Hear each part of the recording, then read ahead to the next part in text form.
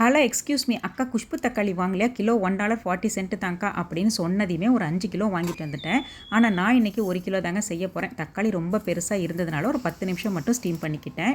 ஒரு கடாயில் 1 டீஸ்பூன் கடுகு 1 டீஸ்பூன் வெந்தயத்தை நல்லா வாசம் வர்ற வரைக்கும் வறுத்து செவக்க பொடிச்சு எடுத்துக்கிறலாம். நல்லா ஆறுனதையுமே அந்த ஸ்கின்னை ரிமூவ் பண்ணி எடுத்தாச்சு. அப்படியே பொடுசாக கட் பண்ணி கூட நம்ம சேர்த்துக்கிறலாம். ஒரு பேனில் ஒரு 50 ml செக்கில் ஆட்டின நல்லெண்ணெய் சேர்த்து வேக வச்ச தக்காளி, பெரிய நெல்லிக்காய் சைஸ் அளவு புளி, ஒரு 1/4 டீஸ்பூன் மஞ்சத்தூள், தேவையான அளவு கல்லுப்பு, 1 டேபிள் ஸ்பூன் அளவுக்கு பிளெயின் சில்லி பவுடர், இது எல்லாத்தையும் சேர்த்து நல்லா வதக்கி விட்டுட்டு ஒரு 10 நிமிஷம் மூடி போட்டு வேக வச்சுக்கலாம். இந்த டைமில் பார்த்தீங்கன்னா நம்ம ப்ரிப்பேர் பண்ணி வச்சிருக்கிற கடுகு வெந்தய பவுடரையும் இது கூட மிக்ஸ் பண்ணி நல்லா கலந்து விட்டுறணும்.